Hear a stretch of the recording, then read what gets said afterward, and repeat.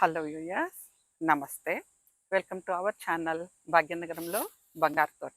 నేను Sarojini from Hyderabad. 2 days back ఒక video చేయటం జరిగింది. అందులో మన పూర్వీకులు రాసిన గ్రంథాల గురించి, వాటిలో చెప్పినటువంటి విషయాల గురించి మాట్లాడుకున్నాము. అలాగే ఈరోజు నేచర్ ఆఫ్ సాయిల్, ఎలాంటి సాయిల్ సెలెక్ట్ చేసుకోవాలి, ఏంటి, ఆ సాయిల్ని ఎన్ని రకాలుగా వర్గీకరించారు, వ్యవసాయానికి ఎలాంటి నేలలు అనుకూలంగా ఉంటాయి అని చెప్పారు. ఈ విషయం గురించి మాట్లాడుకుందాము. ఈ విషయము అలాగే వంగ నారు, వంగ మొక్కలు ఎలా నాటుకోవాలో చూసేద్దాం. ఈ 2 విషయాల గురించి మాట్లాడుకుంటున్నాం కాబట్టి ఇంట్రెస్ట్ ఉన్న వాళ్ళు వీడియో కంప్లీట్‌గా చూడొచ్చు. లేదా చాయిస్ ఈజ్ యువర్స్, స్కిప్ చేసేసి మీరు వెళ్ళిపోవచ్చు. లెంథీ అయిందని అనుకోవద్దు. ఓకే.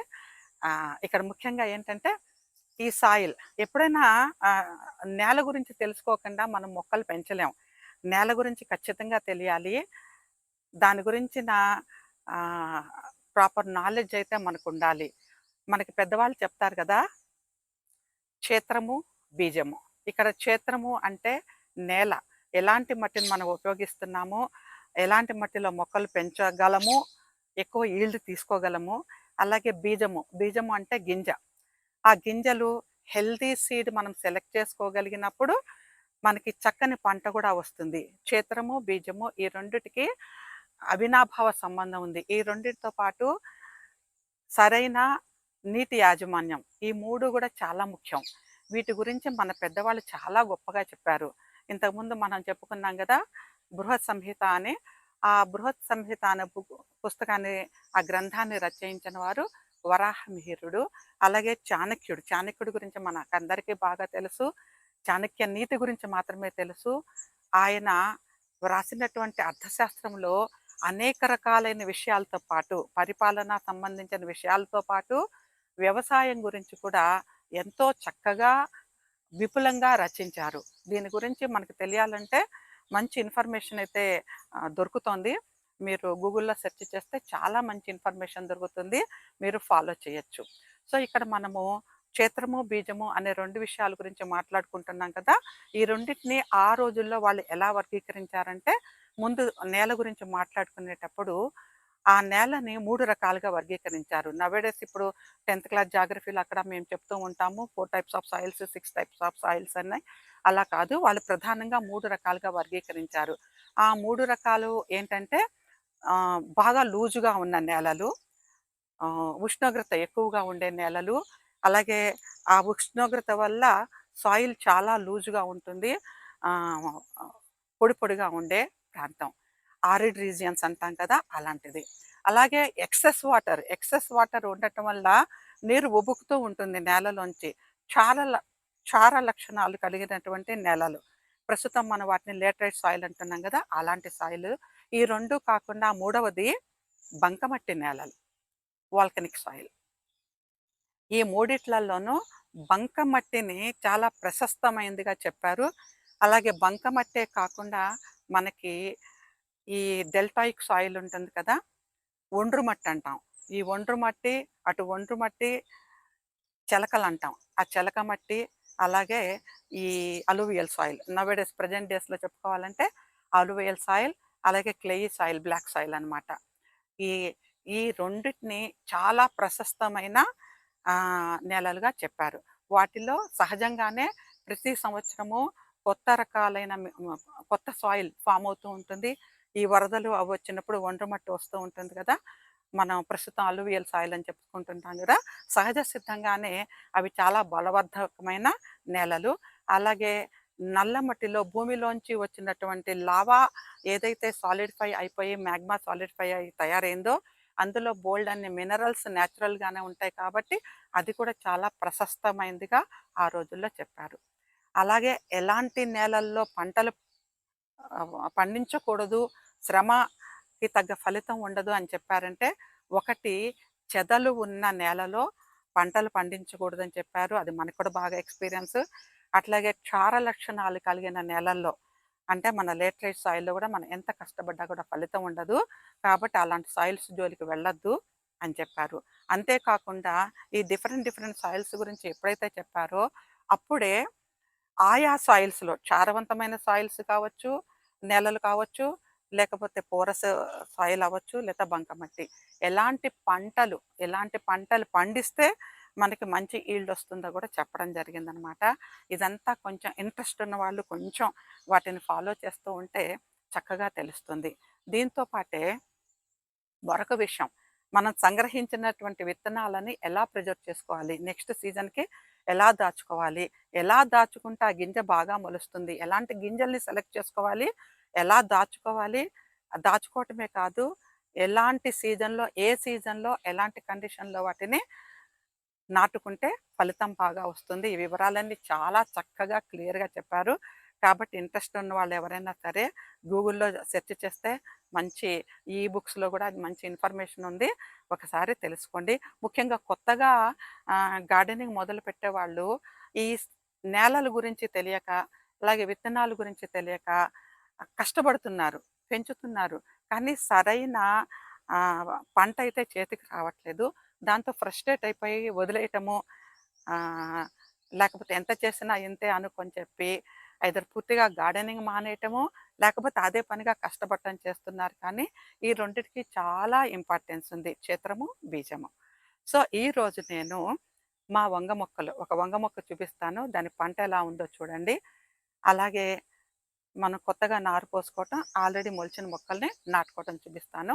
ఇక్కడ ముఖ్యంగా వంగ మొక్కల గురించి మనం మాట్లాడుకునేటప్పుడు, ఈ వంగ అనేది పొలాలలో అయితే ఒక సంవత్సరం పంట అయిపోగానే తీసేస్తారు. అదే మన పెరటి తోటల్లో, మిద్దె తోటల్లో అయితే వంగ మొక్కలు 2, 3 ఏళ్ళు కూడా మంచి పోషకాలు ఇచ్చినప్పుడు చక్కటి పంటనైతే కాపు ఇస్తూ ఉంటాయన్నమాట. ఇది మన చేతుల్లో పని. అలా వద్దు అనుకుంటే ఏ సంవత్సరంకి ఆ సంవత్సరం కొత్త మొక్కలు నాటుకోవచ్చు. అయితే ఇక్కడ ఒక చిన్న ఫ్యామిలీకి, చాలా చిన్న ఫ్యామిలీకి మహా అయితే ఓ పావు కిలో వంకాయలు సరిపోతాయి. లేదా అరకిలో వంకాయలు సరిపోతాయి. సో, పావు కిలో, అరకిలో తీసుకోవాలంటే మనకి కనీసం ఒక 6 పాదులైనా ఉండాలి. 6 పాదులు ఉన్నప్పుడు మనకి ఆహ్, బాగా కాసే మొక్కలు ఉన్నప్పుడు చక్కగా మనకి ఆ కాపు సరిపోతుంది. అయితే ఏం చేయాలంటే ప్రతి 2 నెలలకొకసారి, 2 నెలలకొకసారి 4 కొత్త మొక్కలు పెట్టుకుంటూ ఉంటే పాత మొక్కలు, కాపైపోయిన మొక్కలు, ఏదైనా డిసీజ్ వచ్చిన మొక్కల్ని తీసేసినప్పుడు ఆ ప్లేస్‌లో మళ్ళీ కొత్తవి వస్తూ ఉంటాయన్నమాట. అందుకని ప్రతి 2 నెలలకి ఒకసారి ఒక 10 మొక్కలు నారు చల్లుకొని, ఆ 10 మొక్కలు రెడీ అయ్యి రీప్లాంటేషన్‌కి రెడీ అయినప్పుడు వీటిని మళ్ళీ నారు చల్లుకోవాలి. ఇలా చేస్తూ ఉంటే మన గార్డెన్‌లో ఎప్పుడు కాపనేది ఉంటూ ఉంటుంది. వంగ మొక్కలు ఉంటూ ఉంటాయి. మనకి రెగ్యులర్‌గా సప్లై అనేది ఉంటుంది. వంగ మొక్కలు, బెండ మొక్కలు వీటిని మన ఇంట్లో పెంచుకోవడం చాలా ముఖ్యం. ఎందుకంటే బీటీ వంగ ఇవన్నీ వస్తున్నాయి కదా! వంగ మొక్కల్లో కూడా జెనెటిక్ చేంజెస్ వస్తున్నాయి. ఇవన్నీ కూడా ఆహ్, మందులు ఎక్కువ వాడుతుంటారు పుచ్చు రాకుండా. అందుకని మన ఆర్గానిక్ పద్ధతిలో ఇంట్లో పెంచుకోవాలి అంటే మనం రెగ్యులర్‌గా మొక్కలు ఇంట్లో ఉండేటట్లుగా చూసుకోవాలి. గ్యాప్ లేకుండా కొత్త మొక్కలు వచ్చేటట్లుగా చూసుకోవాలి. సో, నేను ఆ పద్ధతే ఫాలో చేస్తాను. అదే మీకు చెప్తున్నాను. ఓకే. ఇప్పుడు వంగ మొక్కలు నాటుకోవటం చూసేద్దాం. And before going to that, thank you very much for watching my videos. Thank you. Thank you very much. So, ఒకసారి మనం చూసేద్దాం. ఓకే. ఇది చూడండి. ఇది గ్రో బ్యాగ్‌లో పెట్టిన వంగ మొక్క. ఈ కాపు చూడండి ఎంత బాగా వచ్చిందో.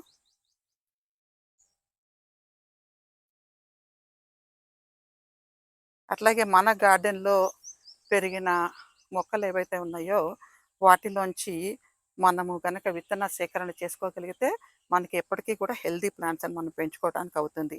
చిన్న మొక్కే, కానీ కాపు చూసారు గదా! ఎలా ఉందో? సో, ఇట్లా హెల్తీగా పెంచుకోవాలి. ఇక్కడ కనిపిస్తున్నాయి కదా! ఇవి నేలలో పెట్టిన మొక్కలు. ఇవి నారు మొక్కలు. చిన్న మన నర్సరీ కప్స్ దొరుకుతాయి కదా! వీటిలో వేసుకుంటే చాలు. 10 మొక్కలు, తడవకి 10 మొక్కలేసుకుంటే చాలు. వీటిని తీసి మనం విడిగా నాటుకోవచ్చు. చిన్న దాంట్లో.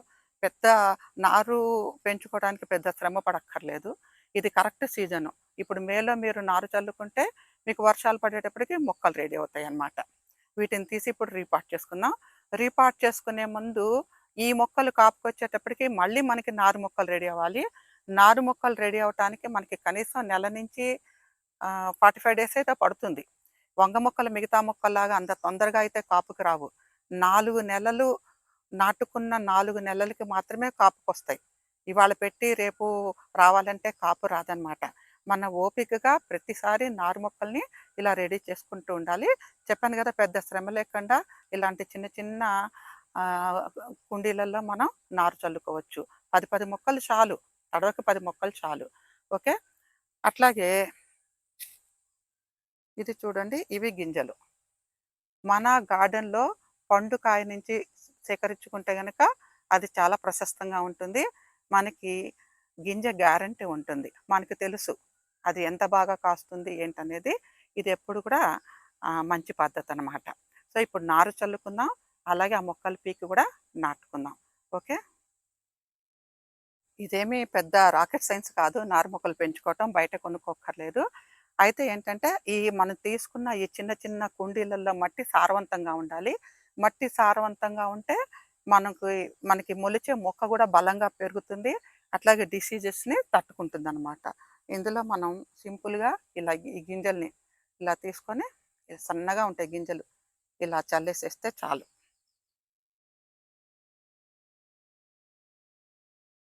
ఇలా కవర్ చేసి పెట్టేసుకుంటే 4, 5 డేస్‌కే మనకి మొలకలు స్టార్ట్ అవుతాయి.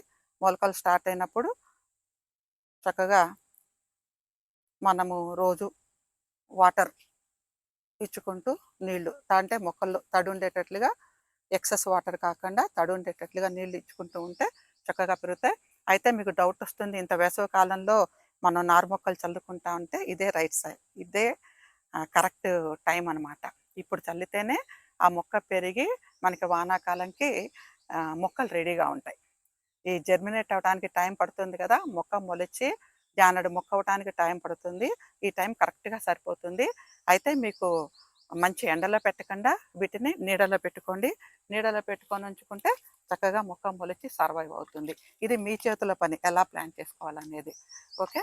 ఇప్పుడు మనం రీపాట్ చేసుకుందాం. ఇట్లాంటి చిన్న చిన్న కుండీలలో పెంచుకోవటంలో ఉపయోగం ఏంటంటే, మొక్క ఇబ్బంది పడకుండా ఈజీగా తీసుకోవచ్చు. చూడండి వేళ్ళు ఎంత బాగా వచ్చినాయో. మొక్కకు చక్కగా సర్వైవ్ అవుతుంది. ఇందులో మొత్తం 4 మొక్కలున్నాయి. 4 మొక్కలు. సో, 2 మొక్కల్ని ఒక దాంట్లో పెంచుకోవచ్చు. ఇట్లా సపరేట్‌గా చేసుకుంటే ఇవి 2 మొక్కలు, ఇవి ఒక 2 మొక్కలు. తర్వాత ఎలాంటి సాయిల్ తీసుకోవాలి ఇక్కడ గమనించండి. సాయిల్ ఎలా ఉందో. ఇది గ్రో బ్యాగ్. సో, ఇందులో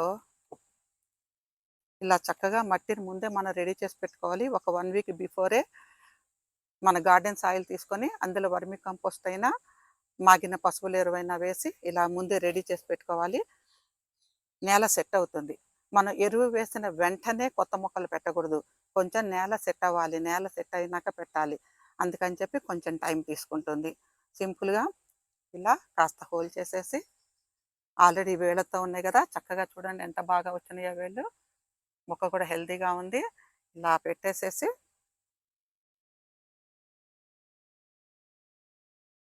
నీళ్లు పోయటమే. చక్కగా సర్వైవ్ అవుతాయి. ఎంత ఎండాకాలమైనా చక్కగా మనకి మొక్కలు సర్వైవ్ అవుతాయి. ఇంతే. So simple. ఇలా ఎప్పటికప్పుడు పెట్టుకుంటూ ఉంటే మన వంకాయలు 360 రోజులు ఇంట్లోనే ఎంజాయ్ చేయొచ్చు. Okay. Thank you. Thank you very much for watching. If you like this video like చేయండి, షేర్ చేయండి. అలాగే ప్లీజ్ సబ్స్క్రైబ్. కొత్త వాళ్ళు చూస్తే సబ్స్క్రైబ్ చేయండి. సో వీడియో నోటిఫికేషన్స్ మీకు అందుతాయి if you touch the bell icon. Okay. So ఇది మన వీడియో. మీకు నచ్చినట్లయితే లైక్ చేయండి, షేర్ చేయండి. అలాగే కొత్త వాళ్ళు చూస్తే please subscribe and touch the bell icon so that మన వీడియో నోటిఫికేషన్స్ మీకు ఎప్పటికప్పుడు అందుతూ ఉంటాయి. ఆ వెనకాల చూసారా బంతినారు ఎలా ఉందో, దాని గురించి మరొక వీడియోలో చెప్తాను. Okay. Thank you very much for watching.